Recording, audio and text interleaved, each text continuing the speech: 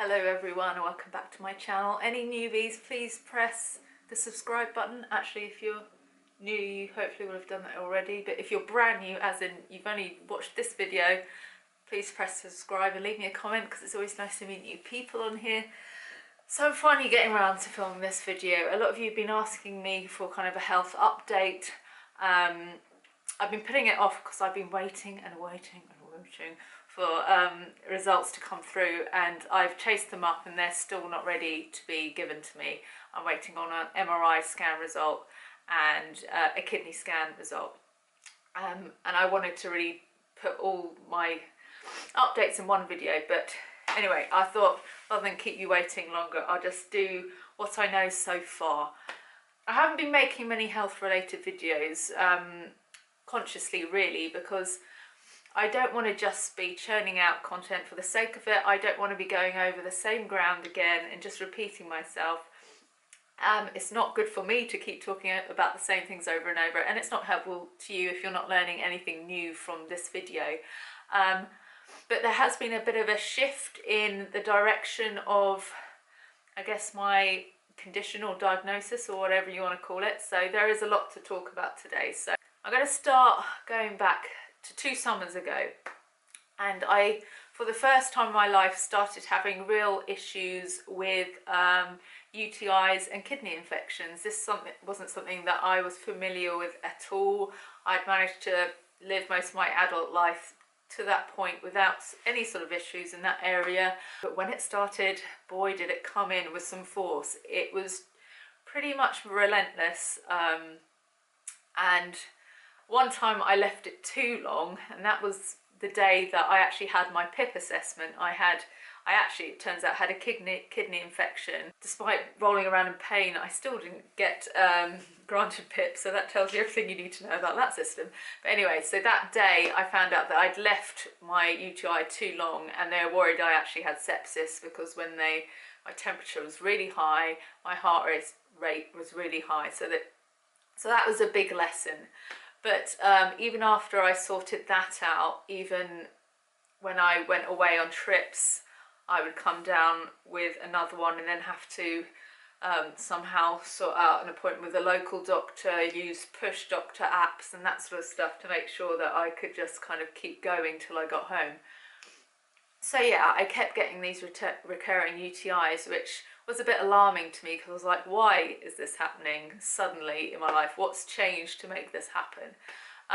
So after a while, I went to the doctors and said, can we do some tests, please? Just check there's nothing untoward there. So just the usual kind of urine test and also STI tests. I did a few STI tests myself as well, outside of the GP surgery, just for peace of mind, really, and because it's so hard to get an appointment. I thought if I can do these tests myself through, I did it, I think it was through Superdrug I did it, or was it Boots? One of those kits that you can get from there, and it was all clear on that front, so we knew it wasn't anything related to a sexual infection or anything like that. And I want to talk about this because I think people who are in long-term relationships think this sometimes isn't something they've got to consider, but you just never know, and for peace of mind it's always better to check these things out.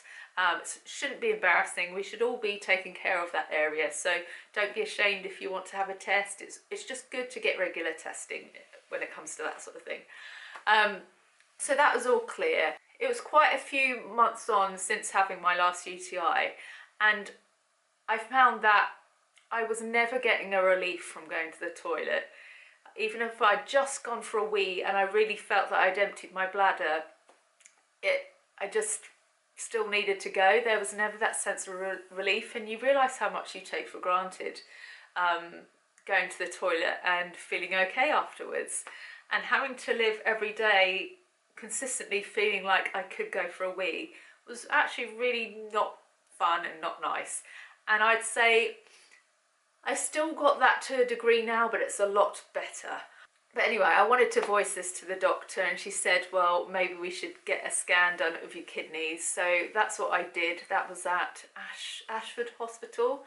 Very stress-free thing. I've got to say, the care, the bedside manner, shall I say, or the the treatment there wasn't particularly good. The way they interacted with us and the other patients I wasn't particularly impressed with, but that's a whole nother subject.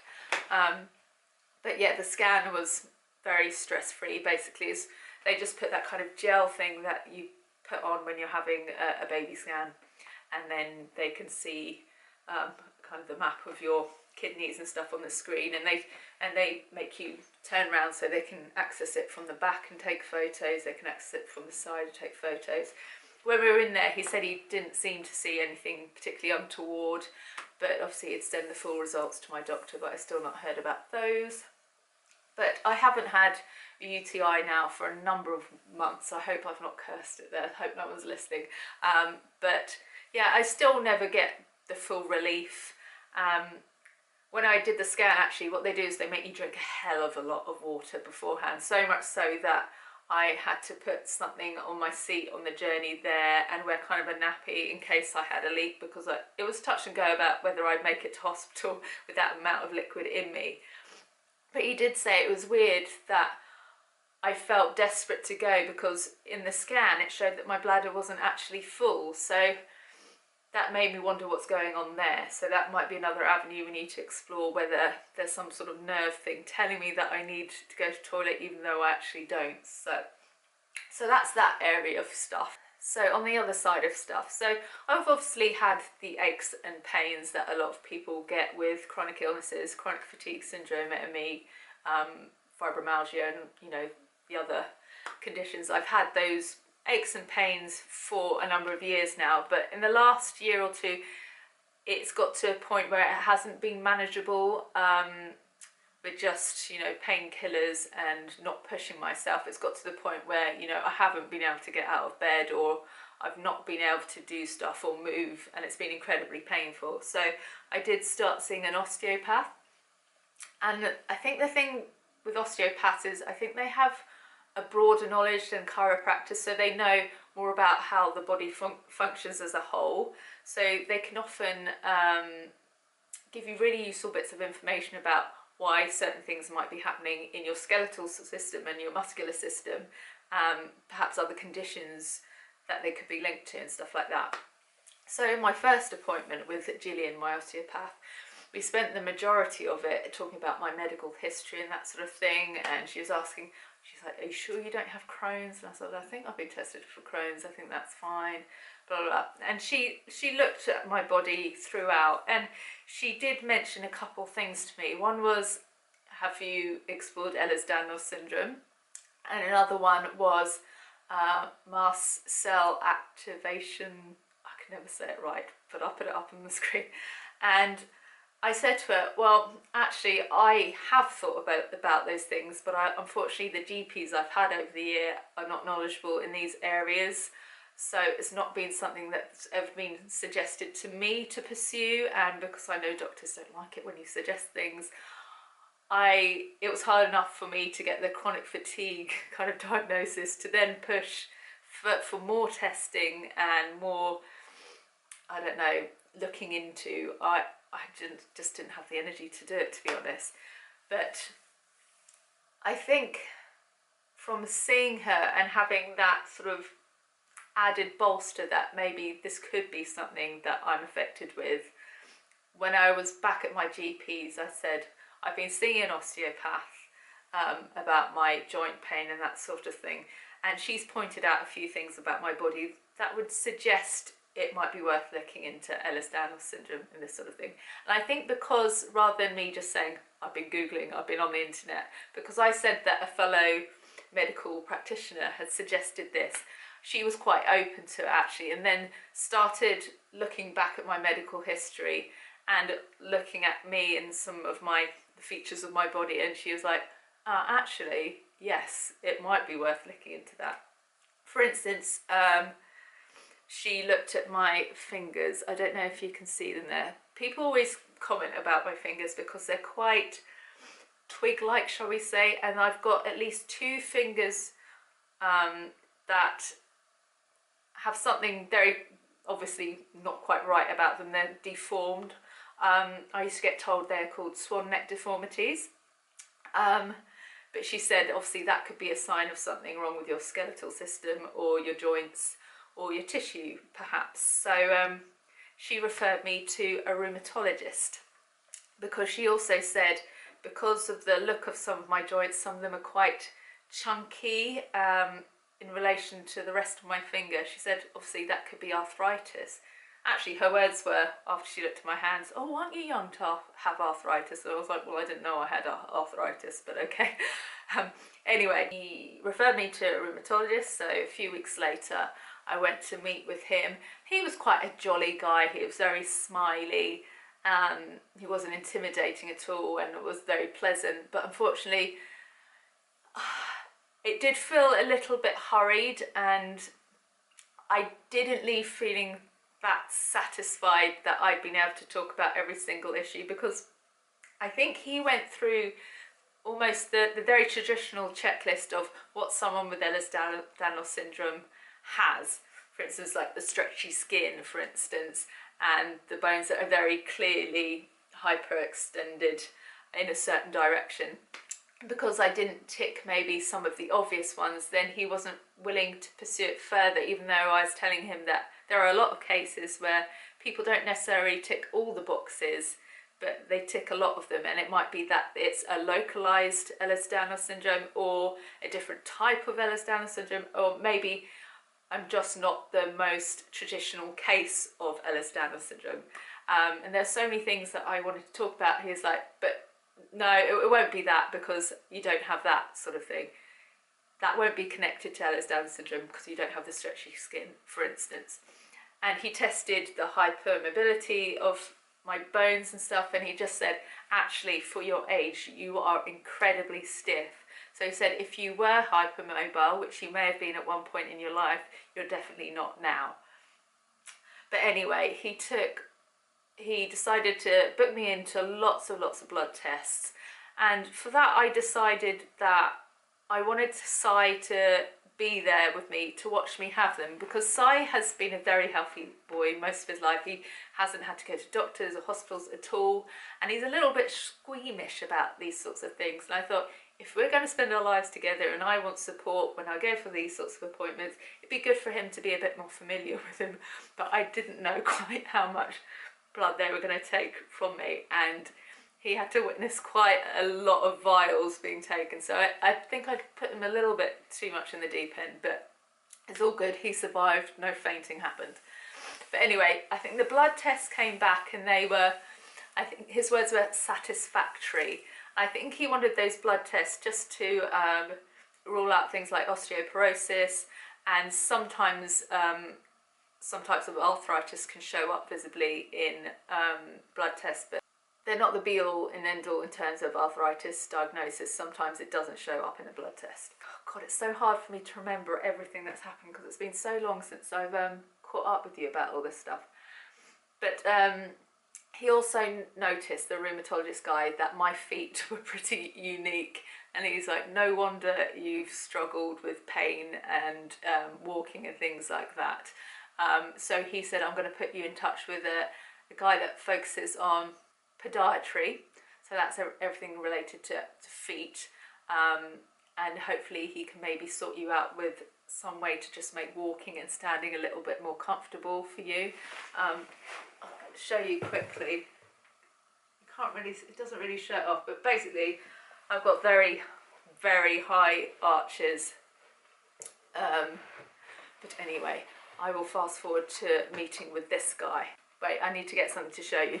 So fast forward to my meeting with the podiatry guy at Woking Community Hospital, and sat down with him. He just wanted to know why I was there, really, what troubles I've had over the years, and then he did the examination, so had a look at all my joints and things like that. And I said to him, oh, I'm always falling down, I think I've got really weak ankles. And he's like, actually, you haven't got weak ankles at all, they're just really hyper extendable, so they're literally just too wobbly because they can go in all those directions, so you just don't have stability on your ankle. And then he said my feet were a very, what did he say, interesting case as well, and incredibly high arches. And he said, you've probably just been putting all your weight on the ball of your foot and your heel your whole life, and that's about it. So no wonder you've had a lot of pain, and that would obviously impact other areas of your body.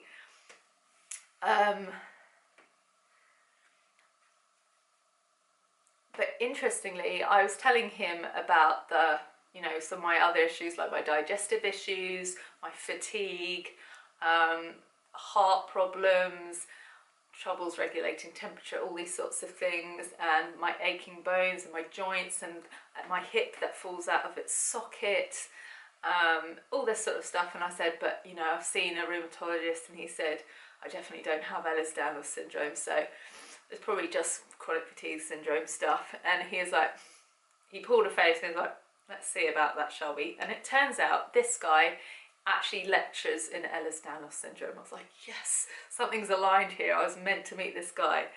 And he carried out the same tests that the rheumatologist would have and got very different results.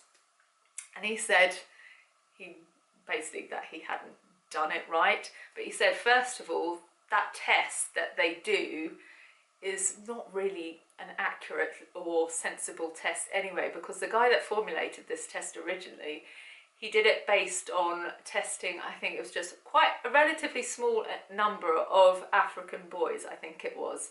And obviously, if you're going to create a measure for an illness, you have to incorporate different age groups, different races, different sexes, different parts of the world. So it wasn't really a broad enough test to ensure that every situation, or I don't know, do you know what I'm saying? It just, basically it's not a sufficient test for Ehlers-Danlos syndrome anyway. But on top of that, he didn't even do it right, because for instance, it's going to be hard for you to see here. So the doctor I saw obviously said that my arm doesn't go back, but what my doctor said, but it does go this way in the wrong direction. So just because it doesn't go that way in the wrong direction doesn't mean it doesn't count as a tic, because it's going in a direction that isn't right, but it's just not the traditional wrong. Does that make sense? And he said my knees are a tic on the chart. He said actually I've got a condition called spider fingers. What was that called? Spider fingers. Arachnodactyly, this basically. And that causes, it says, Marfan syndrome, Ehlers-Danlos syndrome, and some other ones. So that would be another tic essentially for me. And obviously the digestive issues. Anyway, so he said to me, don't go and see that guy again, and gave me some names of some people that he very much recommends. But apparently there's a systemic problem in the medical industry in terms of these illnesses. He said he's very much aware of it. All these chronic illnesses that kind of lumped into one box. He said there's not good enough diagnostics, there's not good enough research, there's not good enough understanding from GPs either. So the things that tick the boxes for me in terms of Ehlers-Danlos syndrome is unstable joints that dislocate. Obviously my jaw and my hip are the main ones for me. Joint pain and clicking, again, every day. Tiredness, you guys know about that. Skin that bruises easily. Obviously if you saw my holiday thing, you will have seen me talking about that. When I was in America, suffered really badly with my bruising. Digestive problems, we all know about me and my diarrhea. That's no news. Dizziness, I've been fainting on and off for years, and I think that's also down to me not being able to regulate my temperature, which is another symptom. Bladder issues, obviously I've been having that in the last 2 years. And then if you've got classic EDS, hernias is another symptom, and I once had to get checked for a hernia, and it was kind of, I've never got confirmation whether it was or wasn't, but it got left. Smooth velvety skin, that's something that people comment on about me, that my skin does have a velvety texture. And then obviously if it's the vascular type, I thought that was worth exploring too, because I have varicose veins, and you might think that I'm quite young to have varicose veins. The skin bruising again. And obviously I've been going to the doctors for years about heart problems as well. I'm having tests on my heart and they've not been able to work out what's going on there. So I definitely thought there's enough ticks there that someone should be exploring this. And some other things. There's this article on the Mighty as well, which talked a bit more about the more, maybe not the more unusual things that people with Ehlers-Danlos syndrome have, but the intricate things that maybe aren't spoken about as much as the main symptoms. One being people with EDS can often touch their nose with their tongue, which is one of my party tricks. I've had a lot of trouble with my hearing lately and they keep getting what I think is blocked, but who knows, that could be linked. One of my main issues when I've seen the osteopath is pain here, either intense pain or stiffness or some sort of issue. And that's the thing with EDS people too, it's called craniocervical instability. So I thought that was something obviously someone should be exploring with me as well. Anyway, while he couldn't officially do that because he was there in the role of a podiatrist, he gave me more useful information than I've gotten in years, and really gave me that confidence that this is something I should be exploring. And to have a medical professional that lectures in EDS going, you're ticking a lot of the boxes for me, it's definitely something you should look into, and saying even if it isn't EDS, you probably have something that's on the hypermobile or spectrum, or a connective tissue disorder, you know, something related to that. It might be a localized version, it might just be a slightly different condition, but it's quite likely to be somewhere in that area. Anyway, so what he could do for me is make walking and standing more comfortable, which would obviously impact how my back feels and how the rest of my body feels and my overall pain level. So after watching me walk and having a look at my feet and where I seemed to be putting pressure and where there wasn't, basically where the foot wasn't touching the floor as I walked, he was able to make these kind of DIY insoles, which he asked for me to wear for a few weeks, gradually wearing them more throughout the day, so that next time when I saw him he could look at my feet and see if they kind of changed because of the insoles, or just to get feedback from me about whether they were helping me, reducing the pain, that sort of thing. So I had that appointment, was it last week? Last week, yeah, I think so. And I just said I think I need a bit more support further back in the arch, and so he created that, and they're gonna make me some proper insoles that I can wear permanently in my shoes, proper fancy ones, not these DIY ones. The problem is that it means none of my shoes will fit anymore, because as soon as you put this insole in, they're all either I can't get my foot in or they're too tight. I can't afford new shoes, so the majority of the time I'm going to be wearing just a very small amount of options of footwear. I did treat myself to these because he did say, for me, I'm one of the rare few people that would benefit actually from, he actually said a kitten heel. I was like, I'm sorry, I'm not wearing kitten heels. And he said, okay, then something that's got like a slight increment, so something that's got a wedge that increases towards the back will be helpful for me. And he said trainers, like running trainers like this, would be really good for me. So I did treat myself to these in the sale, and I brought them to the last appointment to show him, and he said I couldn't have picked better. He said they're really good and they should help me a lot. And I have to agree, already I find walking and everything a lot less uncomfortable and a lot less issues there, so that's a positive. So moving forward, it's about deciding what to do about the rheumatologist guy, because obviously this guy said I shouldn't see him again because he didn't think that he was giving me the right answers, shall we say. Yeah, it's just getting my head round having to explore another avenue, getting more tests, and just knowing that probably I'm going to have more frustrations ahead of me and potentially more moments of them going, this is what you've got, but we can't really do much about it.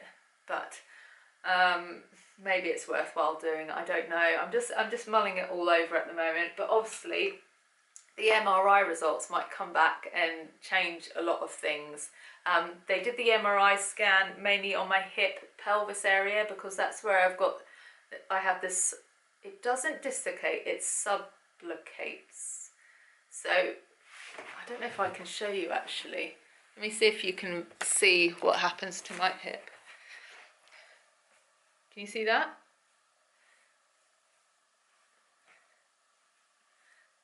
It's not making the pleasing noise it usually does, but yeah, if you feel it, you feel it. And yeah, that happens, like sometimes I'll just lean and it will just go like that. Obviously, that's not ideal, and obviously if there's arthritis there already, that's not a good thing to happen. And obviously, my fingers need some sort of attention. That sounded wrong. My fingers need attention. At the moment, I'd say my bowels are doing pretty well. I had a big, thorough gut test, and actually every single level in terms of bacteria was very bad. Like, I had loads of the bad bacteria, not any of the good bacteria in all the things. I'll show you that in another video. I didn't want to put it in this one because the test I got was a freebie, and that would mean I'd need to put ad on this whole video now, which I didn't want to do because I want as many people as possible to get information from this video and not be off put by it being an ad. So I'll put the information about my gut testing in another video. But yeah, since that I have been taking probiotics to help with that. I'm obviously vegan now, so I think on the whole my bowels are a hell of a lot better. I did have an accident the other day where I didn't quite make it in time, but that's the only really big incident I've had in a while. So on the whole, a lot better on that front. So I think overall we're pretty much up to date. Obviously I don't have anything concrete to share with you, but I thought it might be helpful to just tell you kind of the conversations we've been having with GPs and experts and things like that, and the different avenues we're now considering, just in case any of you are thinking, well, I can tick that box too, I have that, maybe I should bring it up with my GP. And I know what it's like. You get a certain look with certain GPs when you do suggest things, but I think with these sort of very confusing, under-researched illnesses that have lots of misconceptions about them, and just a lot of people don't have knowledge about them, I think there's an exception here, and you should feel confident to just, obviously there's a way to do it, just be like, you know, a few people have mentioned that maybe I should look into this, and I do appear to tick the boxes. Do it in a way that doesn't seem like you're saying you're not doing your job or why haven't you suggested it. Just kind of do it in a gentle but forceful enough way that maybe they'll listen, and just back up your reasons why you think you might have this, just so they can understand why you think this is an avenue that perhaps should be looked into. I know it very much depends on where you are mentally with all this, because there's times when I've been very, very wobbly and so frustrated that I couldn't have this sort of conversation with a doctor without getting very emotional, wobbly chinned, very, you know, shaky voice, because I was so frustrated by it. So try and go on a day where, you know, you can hold it together and you're not going to get too upset if you do get a slightly negative reaction to it. Anyway, so I hope that's helpful, interesting. I don't know. You were asking for it, so I've given it, and I'll give you any updates I feel I can and feel happy to share with you. I hope you're all doing okay and you're keeping as well as possible, and just looking after yourself and listening to your body, and, you know, just doing what you can to feel as out of pain and out of stress as possible, really, which isn't always easy, but yeah, sending love. Let's chat in the comments, leave me comments, questions, share your own story. Let's make a nice little community again. It's been a little bit of a while since we've had that sense on this channel. It'd be nice to bring it back. Take care, lots of love.